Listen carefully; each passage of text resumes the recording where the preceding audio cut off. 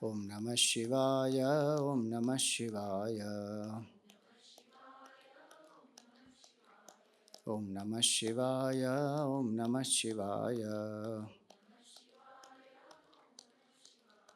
Om Namah Shivaya. Om Namah Shivaya.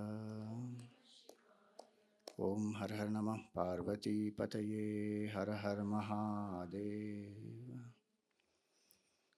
Om Sahna Vavatu Sahnau Bhunaktu Saha Viryam Karavavahai Tejasvinavadhitamastu ma vidvishavahai.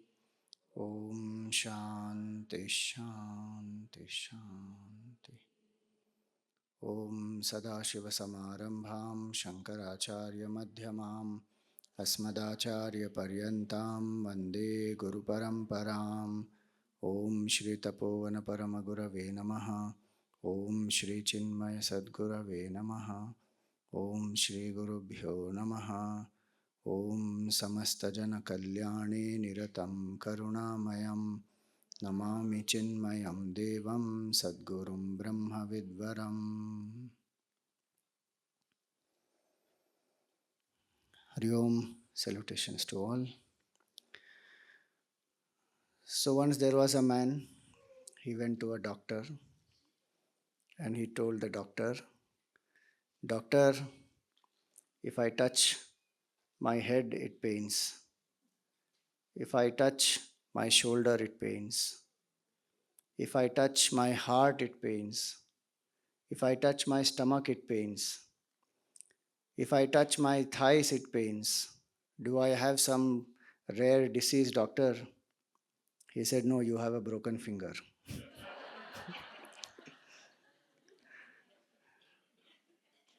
So our mind is like that many times. Whatever we touch, we are bhasmasura. It gets some gadbad happens. And even if we achieve some success, somehow the sense of limitation continues to remain. So when there is this roga, it is called bhavarog. Bhavarog means constant thirst to become something. Bhu bhavati means to become. So I had to become something. No matter what I am, how much I grow, how much I achieve, I still feel dissatisfied. That is the nature of samsara. And Gurudev used to say, who is a samsari? One who is always somewhat sorry is a samsari. And why is he always somewhat sorry? Because he is holding on to someone's sari. So one who is continuously in this state of samsara, sense of limitation, bondage, what did Gurudev do? He did not give a symptomatic treatment just for some relief. He gave the cure. He used to always say, Gita is the Krishna cure for the Arjun disease. All of us are Arjun, we have the disease, Bhavarog, and the cure, Gita is the Krishna cure. So that cure he gave. And 42 years he engaged in that. Samasta Jana Kalyane Niratam. Kalyana of all the beings. Samasta Jana. How will Kalyan happen? In Tamil, Kalyan means marriage. Kalyanam. It's very interesting in Ramayana, no? When Vishwamitra Rishi comes to take Bhagavan Ram, in Valmiki Ramayana this comes. So Dashrath Maharaj has told Vishwamitra Rishi that I will give whatever you ask. And then Vishwamitra Rishi says, you send Ram with me to protect the yajna. Dashrath Maharaj is very upset, he doesn't want to send. And that time Vashishta Rishi convinces him. There he says that don't worry, Ram's Kalyan will happen. There is a pun on the word. In Sanskrit also. Kalyana will happen meaning his good will happen and his marriage also will happen. So, Samasta Jana Kalyane means what? Kalyan. What is the ultimate good of the human being? Is to know this Atma. Is to know the self. And Gurudev 42 years engaged in giving us the highest knowledge. The greatest good of us will happen through this knowledge. There is nothing greater than this. Yam labdva chaparam labham manyate nadhikam tatah. There is no greater gain than this. That he gave to us. See, who, anyone else in the world can make a finite into a better finite. Somebody is poor, they can make us rich. If we are not having love, they can make us feel welcomed, loved, appreciated. If we don't have, let us say, some skills, they can give us that. But we will still remain finite. Guru is one who makes the finite realize the infinite. And so the best, samasta jana kalyane niratam, he gave that to the people. And continuously he engaged in that, established the organization. So Gurudev always used to say this, that mission without a vision is sheer waste of time. And a vision without the mission is mere imagination. There's only a vision, but there's no missionary zeal, there's nothing one is doing for it, nothing will happen. So both are required. Gurudev had a vision also, he had a missionary spirit also, and he had created the organization also and shared this with people. Samasta Jana Kalyane. And for what? For the well-being of people, not for himself. The foundation is selflessness. You do one research, Google search you will find one research was done by some of these Americans, that which are the world's longest standing institutions, which have stood the test of time. In that, you will find, can you tell me one multinational company which is more than 1,000 years old? We won't find 1,000 years old. Ford, 1,000 years old. No, not at all. If you find one, good, it will be in my knowledge, you can tell me. As of now, though I am not aware.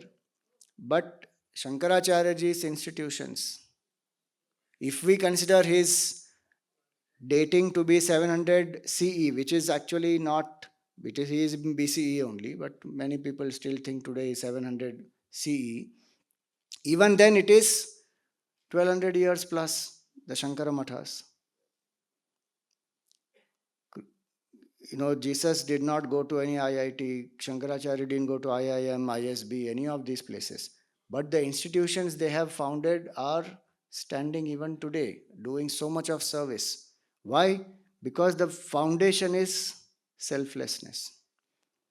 So that interesting research, it is the organizations which come on top are the spiritual organizations, the longest standing institutions. And the second is, can you guess?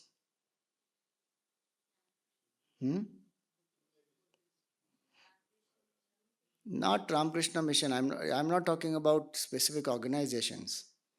In spiritual organizations, most of them will come. Oxford, Cambridge. Huh? No. Rotary, Lions Club? No. Politicians? No. Second longest standing institution is the army. They said the spiritual organizations are the first, second is the army. Now, why I am saying this? Because the first line when it says Samasta Jana Kalyane Niratam, one who is engaged in the service of the society continuously, that missionary spirit that he had, what made him do that? Karunamayam, most compassionate. So yesterday we saw this word Karunamayam indicates the sannyasi lakshana. Sannyasis are, compassion is the hallmark of a sannyasi.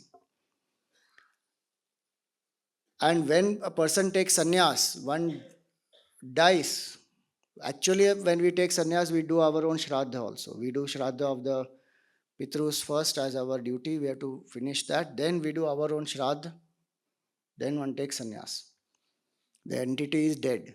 And that's why actually one does not ask a sannyasi about their past. So, Gurudev said,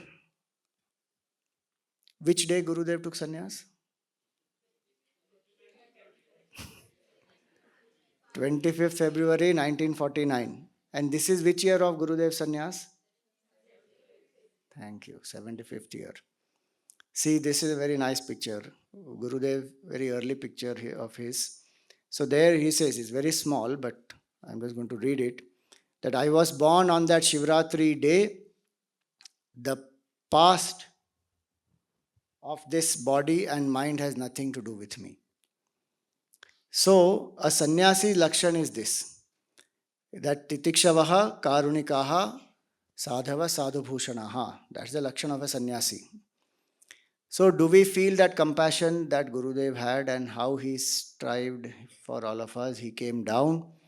And something is very interesting is, right now IPL going on, so some people are interested in cricket. Now, if some interesting match is there and you want to see, you are seeing that match and somebody tells you this work has to be done, to leave that and go and do the work, how much one will feel, Array, I'm missing, I should not, I don't want to go. One will feel like that.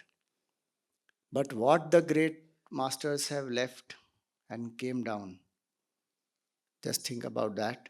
And this is a very powerful line that Gurudev said, I don't have time to sit in samadhi and beget truth children. This is a compassion. I don't have time to sit in samadhi and beget truth children. Meaning to experience and absorb oneself in the truth. Not that he didn't experience the truth. He experienced it, but to stay in that and revel in that, in the withdrawn state, is greatest bliss. Ramakrishna Paramhamsa, when he touched Vivekanandaji, he went into samadhi. He gave him a glimpse.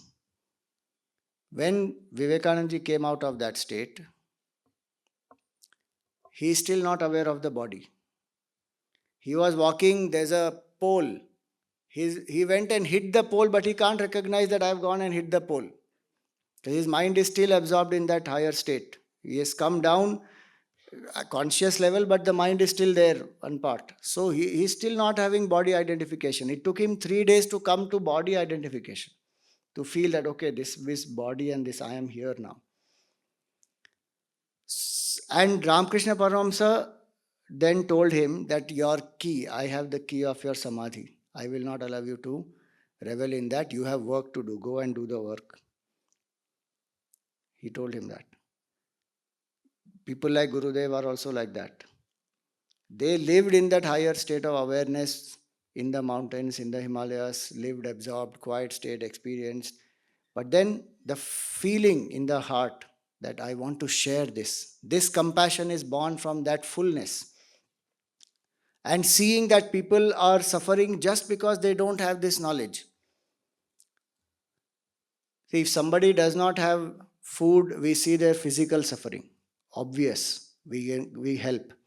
If somebody does not have, some clothes, medicines, house, the physical suffering is obvious. One goes out and shares, helps whatever way one can. Today there is so much of mental health challenges going around. People are into stress, depressions, worries, anxiety, so many different mental health challenges. Young people are going through so much.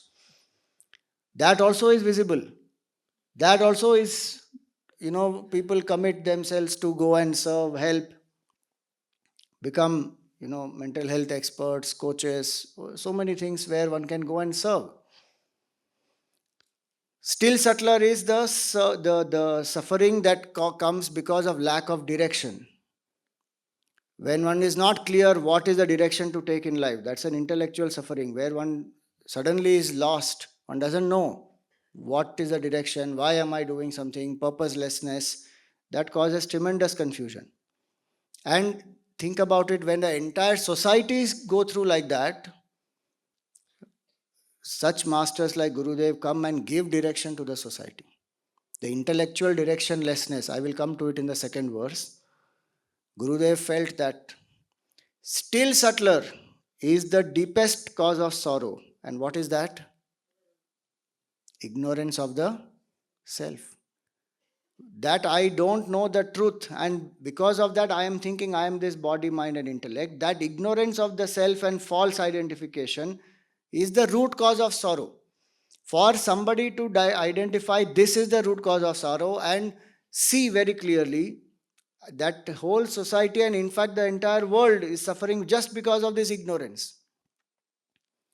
Highest level of sensitivity is required even to feel that. He himself went through it, transformed from agnostic and became a believer and transformed to realize the truth, committed to sharing the truth. So he knows. And that's the compassion that the deepest cause of suffering of a human being is ignorance, lack of right knowledge of the self. And to remove that, he came. And when these great masters come down to remove this ignorance, for that they have to even prepare us because we are not ready to let go of ignorance. Forget ignorance. Morning, one cup of tea we can't leave. Brahma Satyam Jagat Mithya Jivo Brahmaiva Naparaha. Brahman alone is the truth. The world is illusion, but my coffee I need. If I don't get coffee in the morning, I have headaches, Swamiji.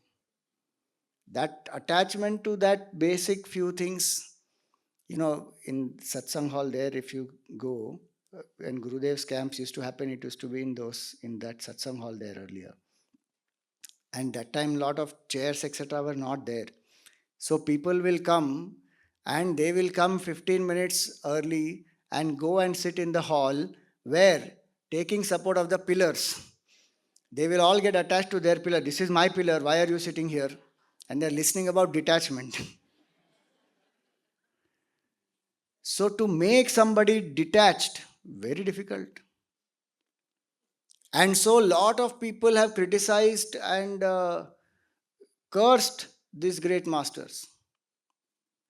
Like I told you, one gentleman cursed Gurudev that your tongue will blast into 1,000 pieces. So many people opposed him, criticized him, cursed him. All that happened. One of the symbolisms is this: Ganeshji riding a mouse. One thinks, what is this Hinduism? It is all very weird religion and not very scientific. There is a huge body Ganesha is having, mouse is a little small. So funny it looks that Ganesha is riding on this mouse. And then Kartikeya, he sat on his peacock can fly fast, and so he went and did the whole chakkar of the world and came back. Ganesha can't ride on his mouse, and so he did the production of his parents only. We think all that. But why is Ganeshji riding on the mouse? What a fantastic symbolism. You read that book, Art of God Symbolism, that Gurudev wrote, or another book, Symbolism in Hinduism. He mentions so beautifully in that. Why is Ganesha riding the mouse? That mouse is the body. This is our body. This is the mouse. Ganesha is infinite consciousness. Infinite consciousness riding through this body is the Jivan Mukta. Ganesha is that riding the mouse is the Jivan Mukta who is working in this world. And people will laugh. People don't realize when the Jivan Mukta says you are not the body. First time if somebody listens to Vedant, they will say this man has gone nuts. They will always think Guru has gone mad because how can I not be the body and how can world not be real? And this Guru is saying world did not come into existence only. Forget not real. It didn't come into existence. Then here we are standing everybody in front of him and he's saying world didn't come into existence. So one will think like that. That's why in the Gita I said when that to which the entire world is awake, all the people in the world are awake to this reality, to the world outside, to objects, things for enjoyment. To that world, the great master is asleep. And the world of truth to which the great master is awake, to that the people in the world are asleep. Ya nisha sarva bhutanam tasyam jagrati sanyami yasyam jagrati bhutani sa nisha pashyato munehe. This is second chapter, Sthita Prajna Lakshan. And Gurudev used to joke that anybody who reads this shloka will think that a night watchman is being described. One who keeps awake in the night when everybody is asleep and one who sleeps when everybody is awake. He is not a night watchman, it is a man of realization. Such men of realization, when they come and they share the knowledge, that is compassion. Samasta jana kalyane niratam karunamayam. I don't know if many of you have noticed, you would have noticed, but I don't know if you have thought about it. outside Gurudev Kutya, Nandi is there, no? Which side is the Nandi facing? Nandi is facing outside. Shivalinga is up. Generally, Nandi should be facing the Shivalinga, no? Why is Nandi facing outside? Gurudev had such a fantastic vision behind it. You listen to it in his own words. In Shiva temples, you have seen probably that there is a bull in front of Lord Shiva, isn't it? No, you have not seen. You have seen churches where there will be candles burnt. Church also you have not gone. You have not gone to Shiva temple? Acha, really? Rare. There have you seen a bull sitting? Bull sitting? Why the bull? And when you go into the temple, first you prostrate to the bull and then to the Lord Shiva, isn't it? Oh, that is because Swamiji, India is an agricultural country and bulls used to help.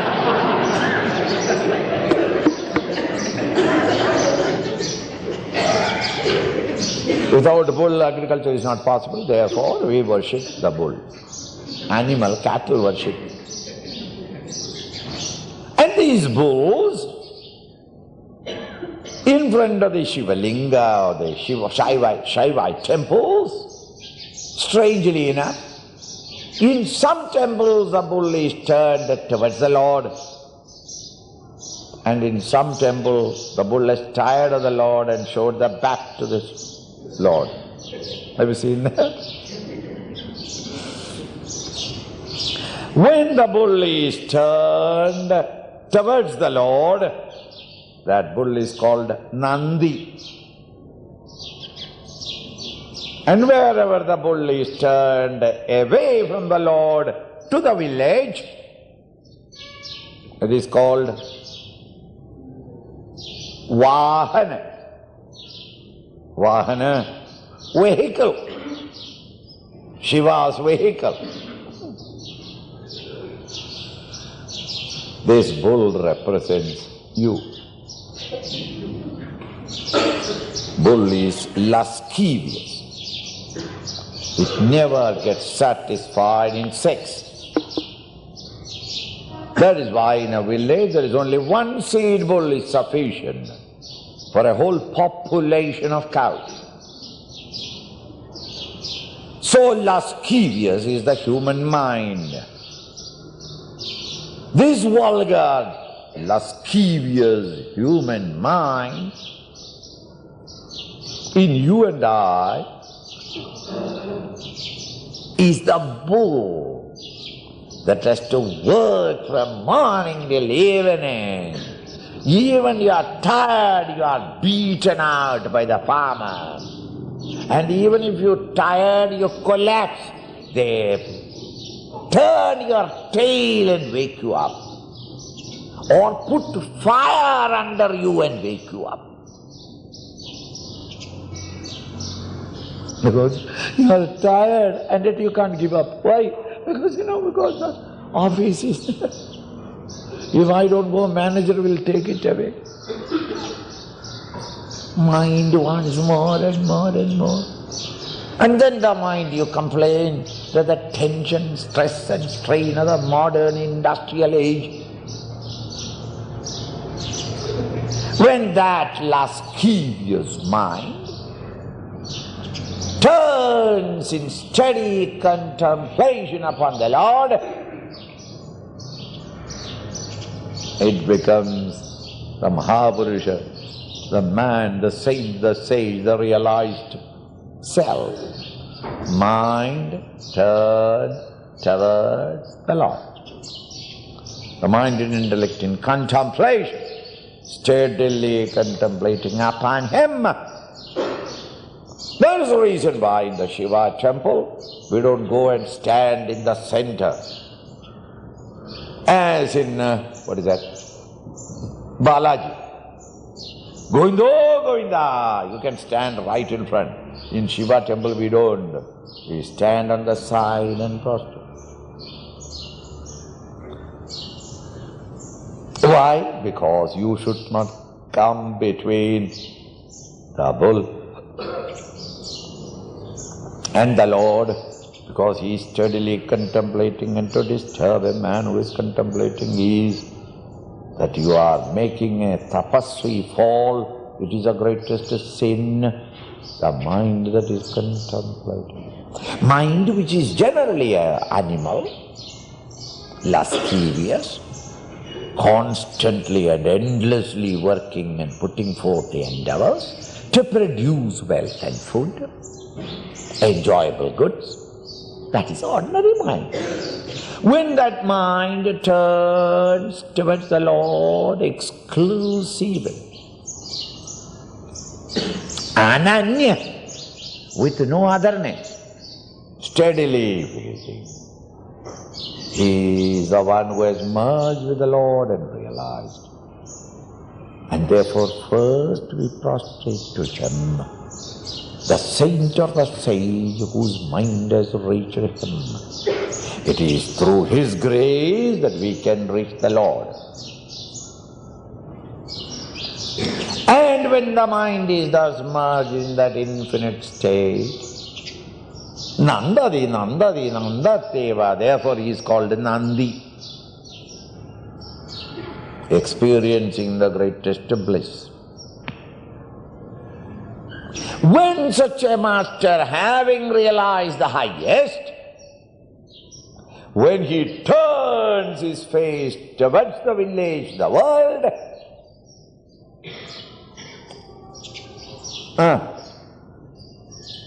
that bull is called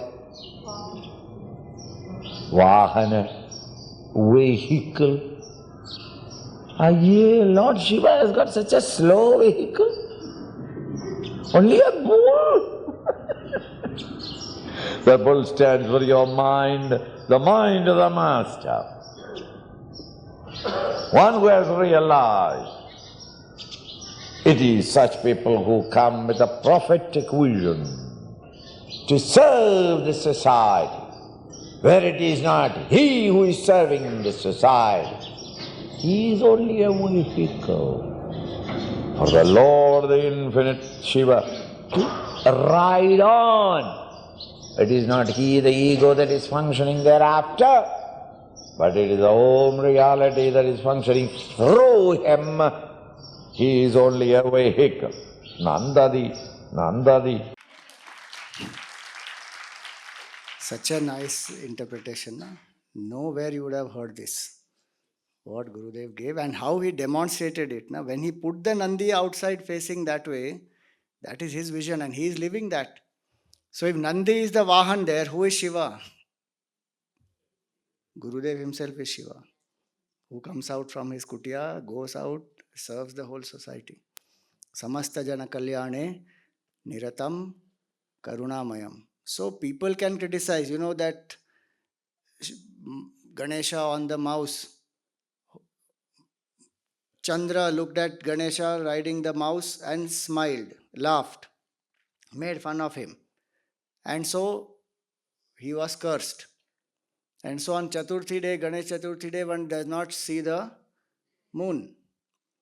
That is what moon there represents the society. Society can't understand what is the realized master's vision, and the society will criticize, laugh, condemn. Forget realized master. Any simple initiative, innovative project you take up, first there will be people who will say this can't be done. Even spiritual people will do like that sometimes. I heard a very nice definition of committee, humorous one. Committee is a group of people who cannot do anything individually and who come together to decide that nothing can be done. Take any project to them and they say, no, this can't be done. Arey, how to make it possible is what is your job. This can't be done.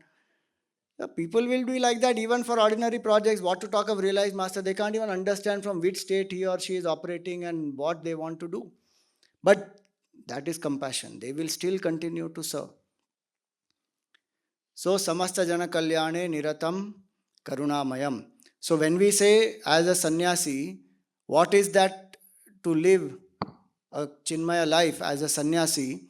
So he made us feel the bondage, feel the need for liberation, feel for the country, feel for the world, feel the need to serve, all that. And he accepted as we are. He does not wait for perfected people only to come to him. He created all this in us.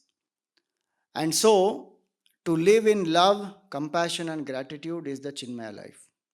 Samasta Jana Kalyane Niratam. In that we saw that to live uncompromisingly our ideals is Chinmaya life. Karunamayam means to live the life of love, compassion, and service is Chinmaya life. Because he lived like that. Our master lived in love and compassion, accepted everybody. Now, second line says, Namami, my salutations to such a great master. Who is he? Chinmayam. He is Chinmaya. Chinmaya literally means consciousness. So, no doubt he is one with consciousness. But in this context, Chinmaya also means one who is specifically having these qualities as Swami Chinmayananda. So many unique qualities Gurudev had. He was absolutely fearless.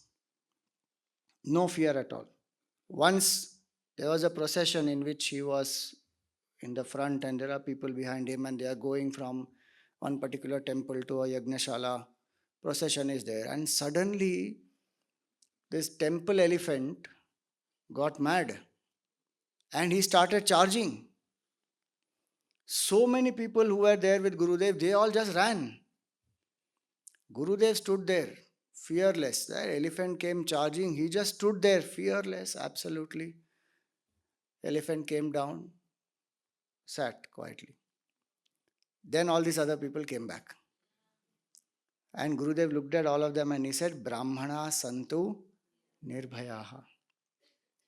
We are supposed to be Brahmanas. Brahmanas are supposed to be fearless. I mean, Gurudev is sannyasi, not a Brahmana, but he was telling to those Brahmanas, we are supposed to be fearless. And very interesting, those who handle the wild animals, etc., in the jungle safari also, you will find that if elephant specifically, if elephant charges at you and you run, so that will apply to any animal. The predator and prey instinct will kick in. So they will still come and attack. But for elephant specifically, if you just stand still, don't do anything, if you are able to create some noise, you can create some noise. But otherwise, just stand still, elephant will just move. He will not come and trample upon you. That is psychology also. But here it is fearlessness. Gurudev was very punctual. So one program of Gurudev, Yajna of Gurudev, the president of the country had to inaugurate. For some reason he didn't come. 15 minutes he was late. Gurudev waited. 10 minutes he waited. Then he started the yajna. After 5 minutes the president came, then he sat. Then Gurudev continued his lecture. Last 5-10 minutes before he concluded his lecture so that the president can come up. And he said, if the first citizen of the country cannot be punctual, what will others follow? No fear, absolutely. Ram Janmabhoomi, that mandir, so when that Babri Masjid was demolished, he was fully in support of that. There were people who would have attacked us also, and he gave fearlessly the interviews saying, yes, I support it. And he gave his reasons also. He said, that's a victory monument, that's not a place of prayer. They destroyed our temples to make us feel lesser, and they put up their mosques as a sign of their victory over us. And even the prayers were not being offered there. So whatever, that history is a different thing, I'm not going into that. But he was fearless. Very unique quality. He was very stylish. If you look at his clothes also, his choice of things, very, very stylish. His handwriting is so graceful, and every day he writes some 100, 150 letters, just free-flowing handwriting. If you see his signature is Sanskrit. His way of writing Om, also very unique. See, this we call it as Gurudev's Om. But if you turn it, you will find this is the traditional Om, if you hold it horizontally. So he had very unique way of expressions, his wit and humor, so many unique qualities. Here in this rose garden, no, Gurudev used to sit. Now the samadhi is there. He used to love to sit there and do some satsangs. And so one of the satsangs, this one young boy, he was there. So he asked Gurudev that, Swamiji, prove to me God exists. And quick reply of Gurudev. His wit also, wit, humor, very unique to him. Very quickly he replied saying, Oh God, why do you sit in the audience and test me like this? That's a reply he gave. But actually, you think on that reply, what did he do? He told that youngster that you are essentially God. He gave him the highest knowledge in simple English language. He told him Tattvamasi. Whether that youngster understood or not doesn't matter. But he actually, Gurudev said, you are God. Essentially, each of us are divine. Then, of course, he gave the logic and all that, but very unique like that. So, Namami Chinmayam Devam, one who is, see, Dev literally means Dev, means to illumine. So, in this context, it is consciousness which enlivens the body, mind, intellect, because of which this functions. BMI functions because of that. Gurudev is Chinmaya, he is consciousness. Devam also indicates in this the sense management, the one who has mastery over the senses. Why? Because these senses illumine the whole world for us. We are able to see, hear, taste, smell, touch because of these senses. The entire world is illumined to us because of the senses, because of the mind, because of the intellect. One who is a master of all of them. Gurudev has so much of sense mastery. Imagine 42 years, no matter how much he traveled, worked, but every morning he did get up and write his letters, did his talks, met people. So many things like jet lag and this and that affect the body, but he did not allow that to control him. He had diabetes, he used to take insulin injections, and last few years, so his heart was not functioning properly. Still, doesn't bother. He continues to do service. One person who was traveling with him for some time and giving him the insulin shots, one day she asked Gurudev, Bharti Suptankarji, many of you may know her. So she asked Gurudev that, Gurudev, does it not pain? 2 times a day he is taking insulin. And you know his reply? He said, when I say I am not the body, I am not the body. Just straight, that is his reply. Sometimes nobody is traveling with him, he himself will take muscular injection. He will poke, finished, done, insulin injection done. Subodhananji went to receive him to the airport. At that time, Gurudev was on a wheelchair. So Subodhananji asked him, Swamiji, how is your health? And Gurudev's reply is what you know? Shh, don't ask. She will think she is too important. What an answer is that? Why is he saying she will think she is too important? This is Prakriti, I am Purusha. The master lives in that state every minute. Very unique. So, Namami Chinmayam Devam.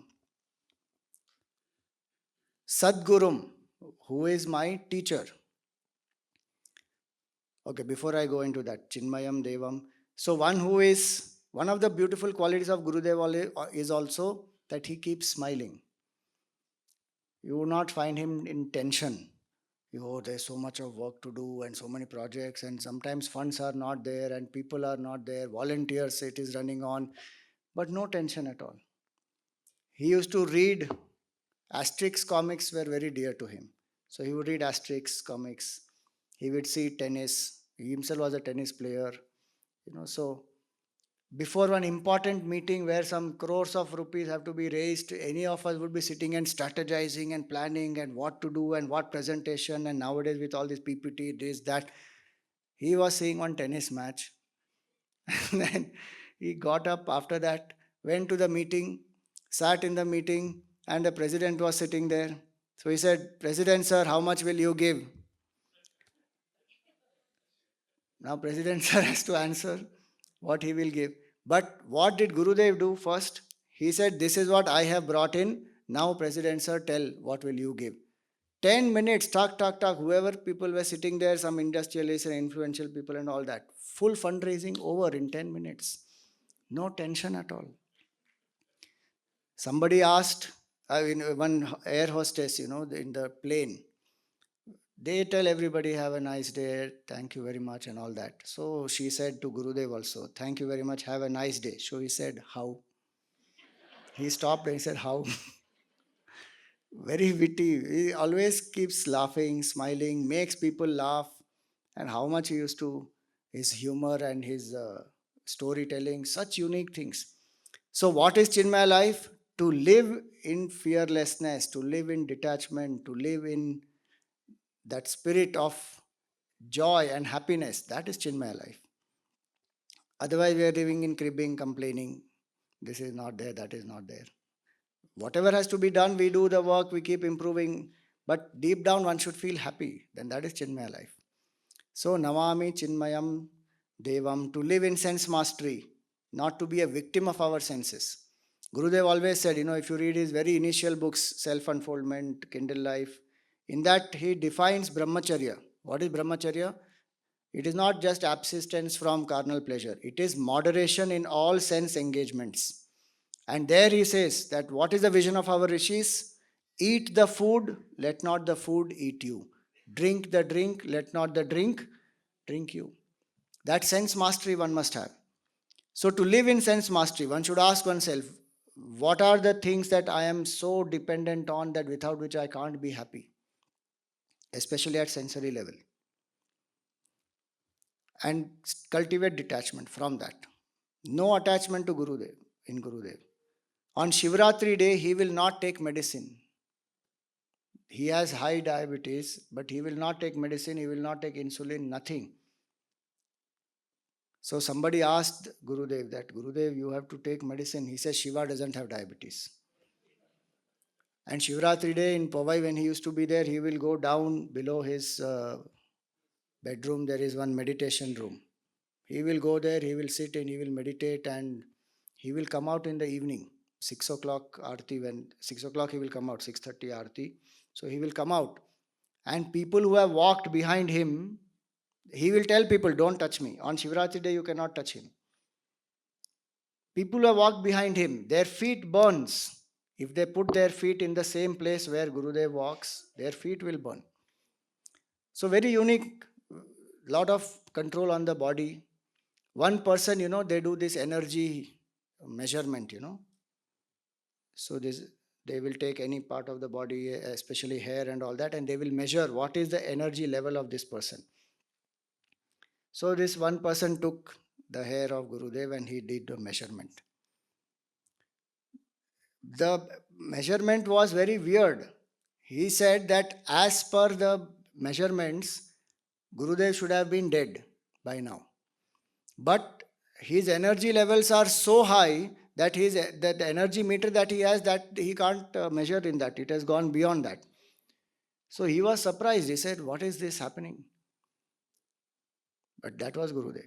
So, Namami Chinmayam Devam.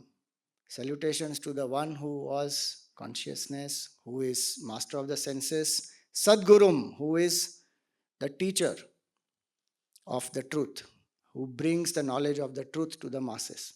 Guru means one who removes the darkness of ignorance.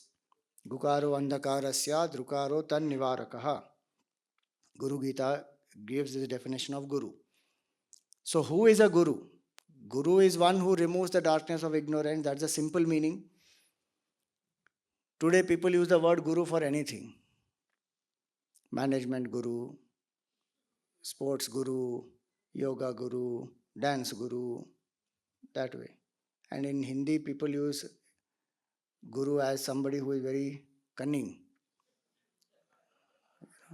ये तो गुरु आदमी है.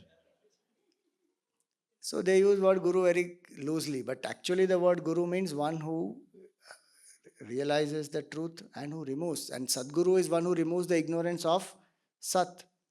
Anybody can't just become a Sadguru. What is the qualification given in the scriptures? Shrotriyam Brahmanishtam.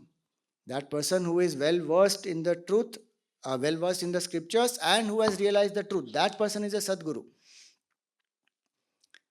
And so Gurudev took up the role as a teacher.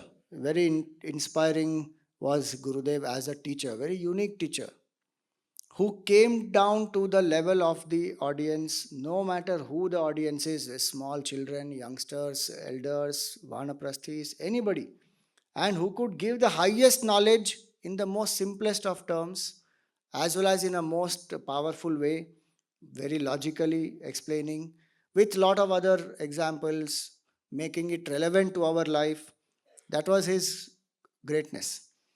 That the whole life of his 42 years he dedicated one thing that he never stopped was sharing the knowledge of the scriptures. And he always insisted that the book must be in our hands, because the lack of that is what our culture went through decline. We were deprived of the knowledge of our own scriptures, and we also left it, we didn't pursue it, and so we forgot what is written in our scriptures. Culture decline. He brought the books into our hands, especially when it was in the grip of the orthodoxy and only a few people could understand it. He made it available to everybody. And how many ways in which he made it unique. The whole BMI chart that he devised. If anybody does not have even a background of Vedanta or Hindu scriptures or Sanskrit, etc., still they will be able to understand this knowledge through the BMI chart. And he took this across the world. So, one who brings the knowledge of the truth does the deepest service to anybody, because that will remove the root cause of sorrow. Anything else will only make me a better person. And so, Gurudev as a teacher, every breath a teaching. That's a beautiful book. Every breath a teaching. He did not teach only on the stage. He was the same person on the stage and off the stage. He is not a different person. That is the integration in his life. Many times we are something else on the stage, something else off the stage. He is the same. And he doesn't teach only through the stage. He teaches much more off the stage. One has to be available to listen to him, to learn from him. And so, very, very dynamic as a teacher, a great orator. So many people have gone to, leave their parents for the on the to the Jnana Yajnas, and then listening to Gurudev's English. Earlier days the open air yajnas used to be there, and the loudspeakers were there, and some people will come to just drop their parents. Then they will listen to what fantastic English Gurudev speaks, and his diction and pronunciation and vocabulary and all. He just master, in English literature he had done. So they would join to improve their English. A lot of people at that time. Somebody asked Gurudev, one gentleman, he asked Gurudev that, Swamiji, how did you build this huge empire of Chinmaya mission? Gurudev did what? He said, this is my ancestral property. With my ancestral property, I have built this whole Chinmaya mission. Such wit and such humor. When I went as a brahmachari, I got posted to Mumbai.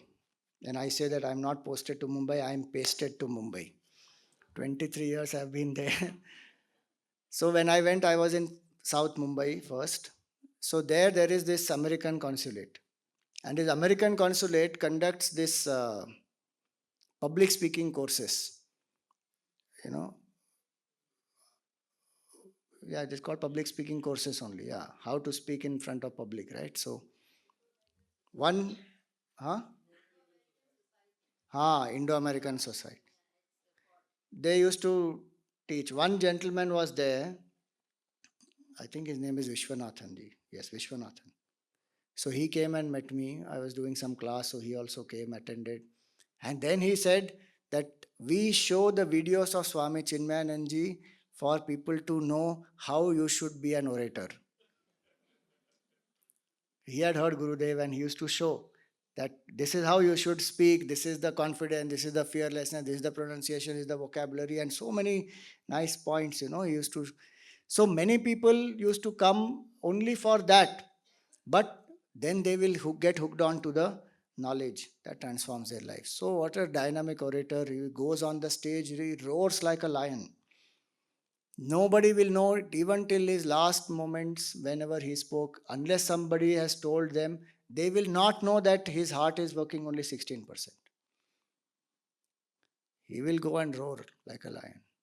Fantastic. So, as a teacher, what he has not done, if you think about it, he gave the knowledge to us and literally he has spoon fed us. If you see Chinmaya mission books of the Gita, Upanishads, etc., there is the mantra is there. Ishavasya Upanishad you must have seen. Mantra is there in Sanskrit. Then the transliteration is there. Then word by word meaning is there. Then the full flowing, free flowing translation is there. Then the commentary is there. Nothing he left for our imagination. Every single thing is explained of the mantra properly.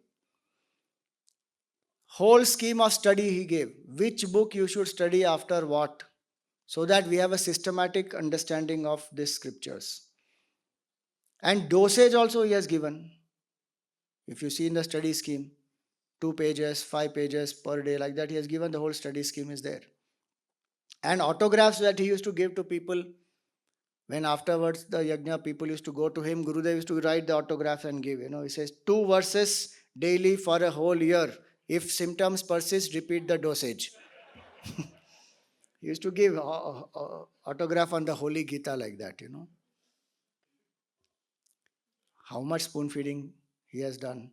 Gave us the books, gave us the word to word meanings, gave the commentary on it, recorded videos for us, created that BMI chart, study schemes, study classes, sevaks. How much more can we need? And he always said 3 books if you have studied Kindle Life or Self Unfoldment. Then at that time Tattva Bodh was not there. Atma Bodh and Bhajagovinda. If you have studied these 3 books, you have to start a class. Continue to study more and take the class. Swadhyay and Pravachan. That's the only way you will grow. And we will, so many people, even after studying for 10, 15 years, they still don't start a class. Why? No, I am not feeling confident. Array, reflect properly and start. The more we start the classes, the more we reflect, the more clarity will come. Maximum what will happen? The class will stop. Gurudev used to say that. He used to encourage people. No? Some people went to him and said, Swamiji, what if people ask questions and I don't know the answer? He says, take them to the brahmachari. After all, they also have to have a job, no? The brahmachari will answer the question. You don't worry, you start. And the classes are our loud reflection. So, sometimes we have certain clarity, but we are just hesitating. He would remove all that and just start the classes. So, he taught. And the glory of Gurudev is that not only he taught, he created so many more teachers. He did not want to remain the only teacher and everybody will come to me and I am your guru and all that. Nothing like that. He said, I want to create hundreds and thousands of Chinmayas. That was his vision.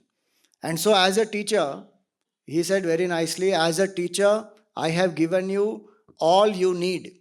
Now it is for you to apply it all in life and learn to live accepting everything, rejecting nothing, reflecting all, yet keeping nothing. This is how he lived, and this is how he wanted us to live. So many innovative methods. See, in those days, he created such innovative methods. What are the innovative methods that we have to apply today, that we have to think? If today the attention span, what is the attention span today? 2 seconds. Real culture it is. In 2 seconds, if you don't capture their attention, gone, up. So if we have to do that, we have to do anything innovative, that how will I present this knowledge to the masses? podcast is there, or a reel is there, or a whatever short videos are there, whatever we have to use, blogs are there, so many things one can do, but reach the knowledge to the people. That means our reflection also will happen. And off stage also, how much he used to teach by his very presence and his life. And so he always said study is very, very crucial. As a teacher, he himself was committed to the study. See, never, even when he has spoken on the Gita for 42 years, he will never take the scripture for granted. Before the class, 10 15 minutes at least, it will be that he will be there reflecting or sitting quietly. That's the respect that one gives to the scripture also. One doesn't think, I have spoken on the Gita so many times, I know what is there. No, no. So he said, study of the scripture should not be given up at all. That is the secret fuel that must fire up your enthusiasm and inspire us to sacrifice and serve. That is what the scripture, the study is fructifying into. That it should help us to sacrifice and serve. Sacrifice our ego and egocentric desires and serve. If I am only studying and I'm not ready to give up little bit also any of my likes, dislikes, attachments, and I'm still operating as an individual only, if I'm studying the scripture, I should spontaneously become a team player, that work with people. No, no, Swamiji, I am not a team player. You tell me anything, I will do alone, but I can't work with people. Are? That is our individual ego and inhibition. We have to break out of that.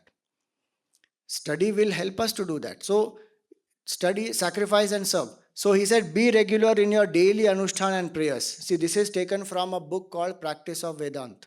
Gurudev wrote letters to sevaks, brahmacharis, swamis. It's a very nice book, Practice of Vedant.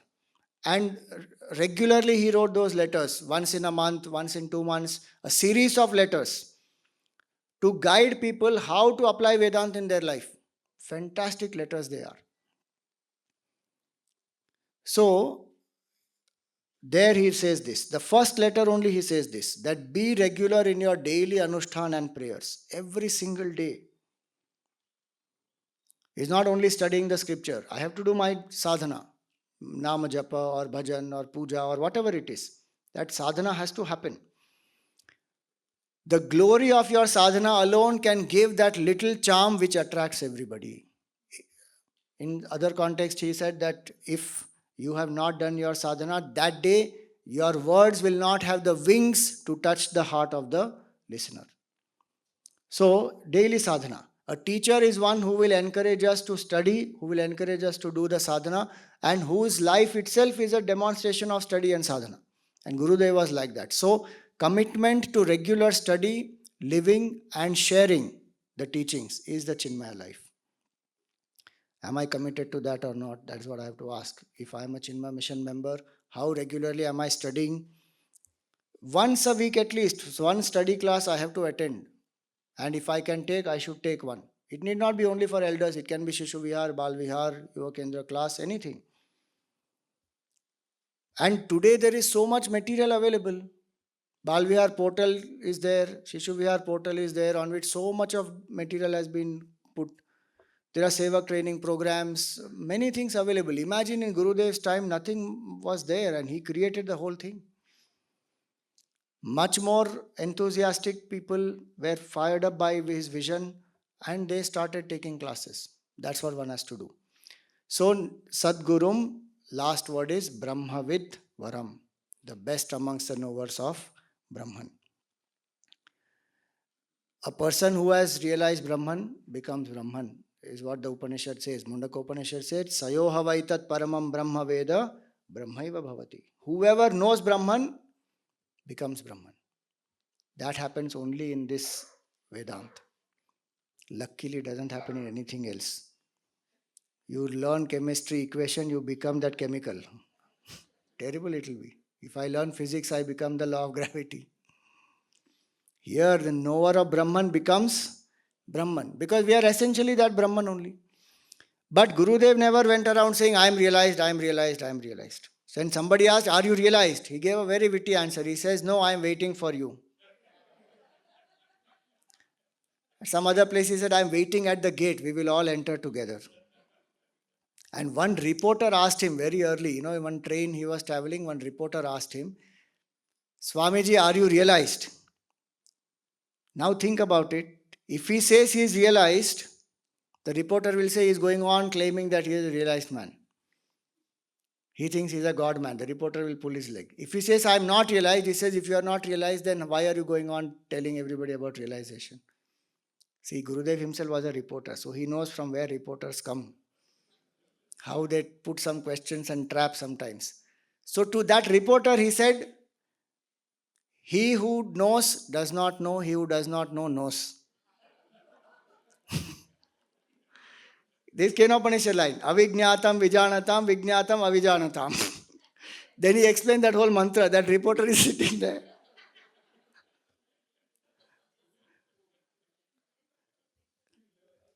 So the point is, he didn't go around claiming, I am a God man, I am a God man and all that. And he said, I am not a Darshan Swami. He wanted people to get the book and he made everybody independent. That is the glory of our Guru. Chinmaya mission is not a cult because of that. There is freedom here. But we should know very clearly that because there is freedom that Gurudev gave, he wanted each of us to be free. He didn't want to bind us at all. But if we are committed to the organization, then we will evolve. Sometimes what happens, because this is not a cult, people go anywhere and everywhere and they're not committed to any one thing. Then that is confusion for them only. One has to commit to one. Explore whatever, wherever one wants to commit to one.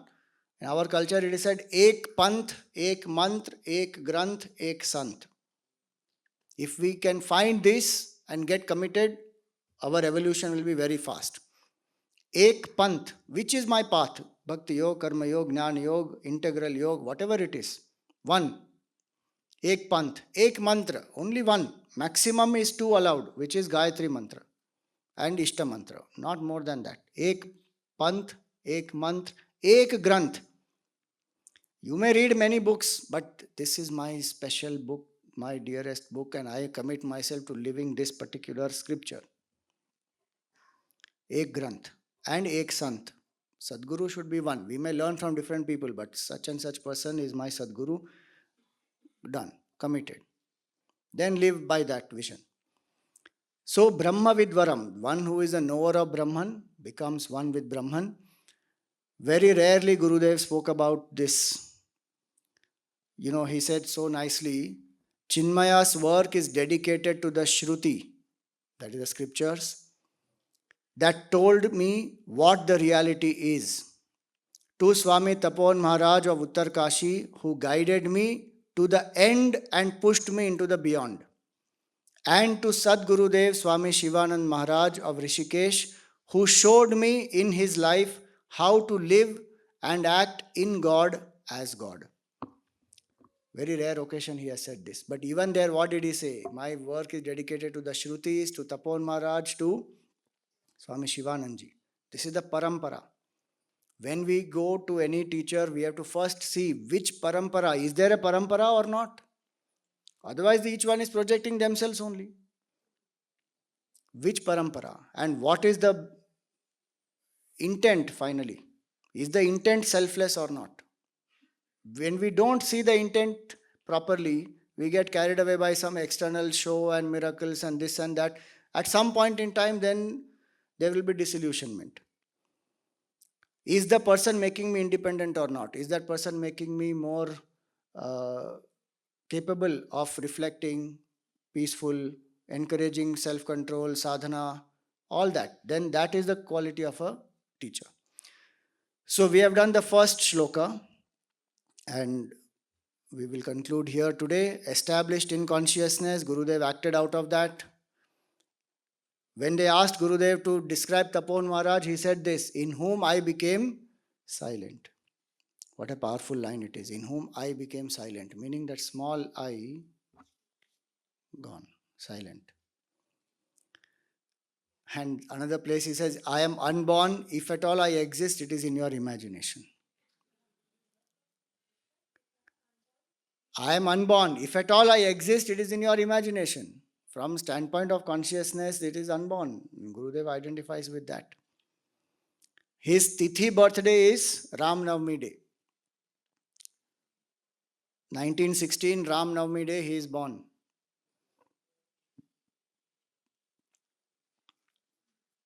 So the idea here is that is the body which was born on that day.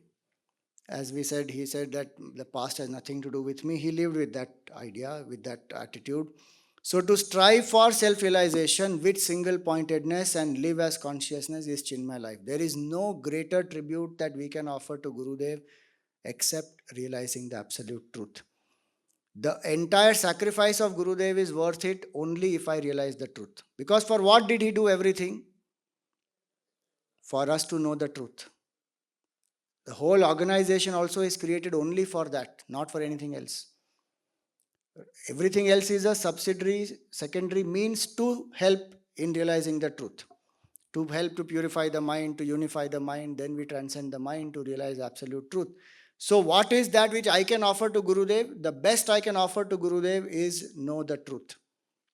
There is nothing lesser than that that will befit the sacrifices of Gurudev.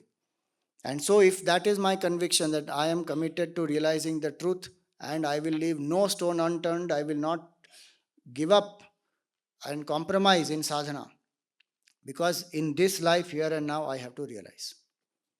And I'll conclude with this beautiful anecdote. One brahmachari went to Guruji, Swami Tejomayananji, and said, Guruji, I don't know whether I will realize in this life. My mind has so many impurities and I have so many problems and I am not feeling very good. Will I realize the truth? And the reply that Guruji gave, I keep thinking of it again and again. Guruji said, if disciples of Swami Chinmayananda don't realize, who will realize? Think. We should have that much of conviction in our Guru that my Guru will grant me that moksha. I have to just be sincere and keep doing my sadhana regularly, sincerely. Bas. If disciples of Swami Chinmayananda don't realize, who else will realize? What has the Master not done for us and what is he not doing now also? Continues to guide and do even now. So that Shraddha when we have, our ultimate goal is that. And that is what he wanted from all of us. Bolo Sadgurunath Maharaj ki. Om Purnamada Purnamidam Purnat Purnamudachyate Purnasya Purnamadaya Purnameva Vashishyate. Om Shanti Shanti Shanti. Harihi Om Shri Gurubhyo Namaha. Harihi Om.